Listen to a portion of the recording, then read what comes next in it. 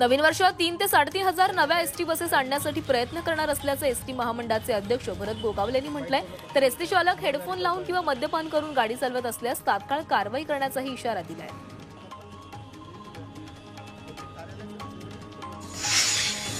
गंभीररित्या आजारी असलेल्या कैद्यांना वैद्यकीय जामीन देण्याबाबत विचार करा असे निर्देश मुंबई हायकोर्टाने राज्य सरकारला दिलेत।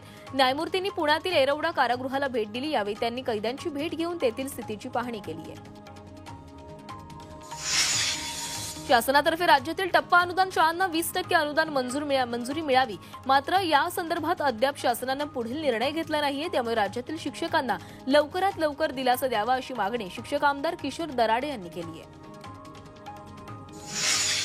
सीईटीची नोंदणी प्रक्रिया पुढील आठवड्यात सुरू होणारे व्यावसायिक अभ्यासक्रमाच्या प्रवेशासाठी राज्य सामायिक प्रवेश परीक्षा कक्षाकडून सीईटी घेतली जाते। मार्चमध्ये होणाऱ्या परीक्षांसाठी प्रथम नोंदणी प्रक्रिया सुरू केली जाणार आहे। केडीएमसीच्या नागरी सुविधा केंद्रामध्ये विविध सुविधांसाठी फॉर्म उपलब्ध नसल्याने नागरिकांची गैरसोय होतीये। झी 24 तासने ही बातमी दाखवल्यानंतर मनपाला जाग आली आहे। मनपाने तातडीने अर्ज वितरण काउंटर सुरू केलंय। धुळे शहरात कोणत्याही भागात स्वतंत्र पार्किंग झोन नसल्याने वाहन चालक त्रस्त झालेत। वाहन चालकांवर रस्त्यावर गाडी चालवण्याची वेळ आली आहे। अरुंद रस्ते आणि त्यात फेरीवाल्यांचं अतिक्रमण यामुळे वाहन चालक त्रस्त झालेत।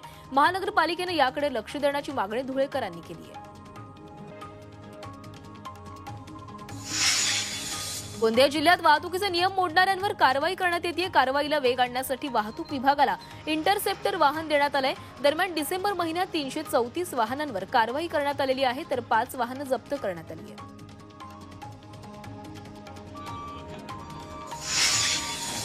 रायगडच्या वर्सोलीत महाराष्ट्राचा मराठी महोत्सव सुरू झालाय। अभिनेते प्रवीण तरडेंच्या हस्ते याचं उद्घाटन झालं। या महोत्सवात नामवंत कलाकार आपली कला सादर करणार आहेत।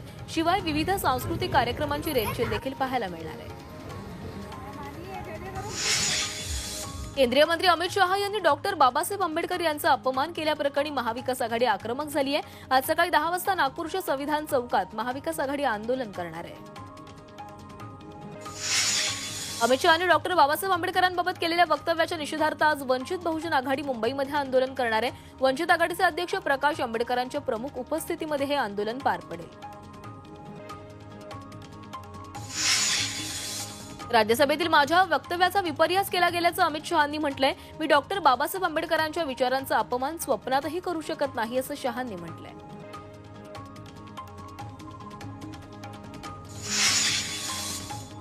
बाबासाहेब आंबेडकर आमचे दैवत असून बाबासाहेबांबाबतची भाजपची मानसिकता अमित शहांच्या मुखातून बाहेर आली असा टोला आदित्य ठाकरेंनी लगावलाय। तर शहांनी याबाबत माफी मागायला हवी असंही त्यांनी मागणी केली आहे।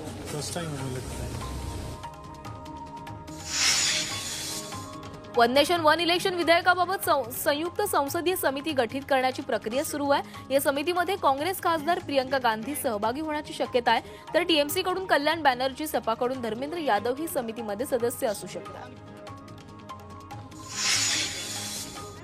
एक देश एक निवडणुकीमुळे देशात हुकुमशाही येणार अशी टीका प्रकाश आंबेडकरांनी केंद्र सरकारवर केली आहे। मतदारांना पाहिजे तेव्हा निवडणूक व्हायला पाहिजे असंही आंबेडकर म्हणाले।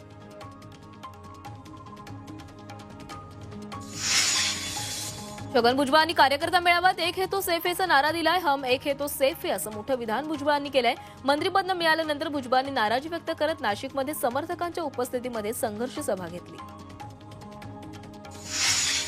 आपण मराठा विरोधी नाही हे लक्षात घेतलं पाहिजे, मात्र आमच्यावर कुरघोडी करणाऱ्यांच्या विरोधात आम्ही उभं राहणार असल्याचं छगन भुजबळांनी यावेळी स्पष्ट केलंय। छगन भुजबळांना सोबत घेऊन आणखी चांगल्या पद्धतीने काम करू असं वक्तव्य राष्ट्रवादीच्या नेत्या रुपाली चाकणकर यांनी केलंय। तर राष्ट्रवादीचं कुटुंब एकत्र असल्याचंही त्या म्हणाल्या।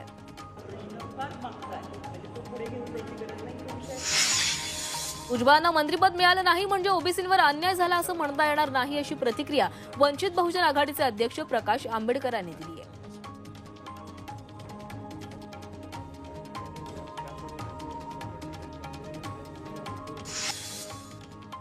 माझ्या वाट्यालाचे खातं येईल ते खातं मी स्वीकारेल अशी प्रतिक्रिया शिवसेनेचे नेते भरत गोगावले यांनी दिली आहे। तर याबाबत उपमुख्यमंत्री एकनाथ शिंदे ठरवतील असंही गोगावले म्हणाले। रुपाली चाकणकरांनी खातेवाटपावर प्रतिक्रिया दिली। निवडून आलेल्या आमदारांची संख्या मोठी असल्यानं प्रत्येकाला विश्वासात घेऊन निर्णय घेतले जातात असंही त्यांनी म्हटले। धनगर मुस्लिम लिंगायत समाजाच्या आरक्षणासाठी जातनिहाय जनगणना करावी अशी मागणी आमदार अभिजित पाटील यांनी केली आहे। आमदार अभिजित पाटील यांनी मुख्यमंत्री देवेंद्र फडणवीसांकडे ही मागणी केली आहे। नतमस्तक होऊन आत आलो। विधान परिषद सभापती निवडणुकीवरून उपमुख्यमंत्री एकनाथ शिंदे नाराज असल्याची चर्चा आहेत। उपसभापती नीलम गोऱ्हे यांना सभापती करण्यासाठी एकनाथ शिंदे प्रयत्नशील होते, मात्र भाजपने राम शिंदेंचं नाव घोषित केल्यामुळे एकनाथ शिंदे नाराज झाल्याची माहिती मिळते। हिवाळी अधिवेशनाचा कालावधी वाढणार नसून 21 डिसेंबरलाच अधिवेशन गुंडाळलं जाणार आहे। कामकाज सल्लागार समितीच्या बैठकीमध्ये हा निर्णय झाला। या विदर्भात आणि मराठवाड्यावर 2 दिवस विशेष चर्चा घेण्याचा प्रस्ताव विरोधकांनी दिलाय, तर सत्ताधाऱ्यांनी याच कालावधीत चर्चा घडवण्याचं आश्वासन दिलंय। बीडमधील संतोष देशमुख हत्या प्रकरणी दोषींना शिक्षा व्हायला पाहिजे अशी मागणी प्रकाश आंबेडकरांनी केली आहे, तर संबंधित प्रकरण शासनाने राजकीय दृष्टिकोनातून न बघता कायदा सुव्यवस्थेच्या दृष्टिकोनातून पाहावं असंही आंबेडकर म्हणाले। उत्तर प्रदेशचे मुख्यमंत्री योगी आदित्यनाथ यांना जीवे मारण्याची धमकी दिल्याप्रकरणी धमकी देणाऱ्या दिल्लीच्या शाहीन बागमधून अटक करण्यात आली आहे। आरोपी शेख अताउल हा बांगलादेशचा रहिवासी आहे।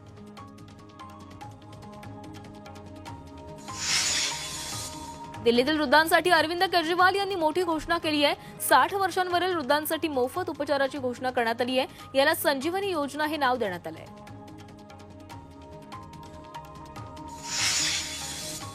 दिल्लीत आम आदमी पार्टीनं आंदोलन केलं। अमित शहांच्या विरोधात आंदोलन करण्यात आलं। अमित शहांनी राज्यसभेत आंबेडकरांबद्दल केलेल्या वक्तव्याचा निषेध यावेळी करण्यात आला।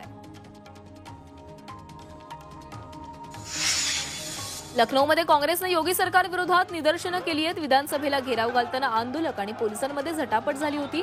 यावेळी काँग्रेसच्या काही कार्यकर्त्यांना पोलिसांनी ताब्यात घेतलं होतं।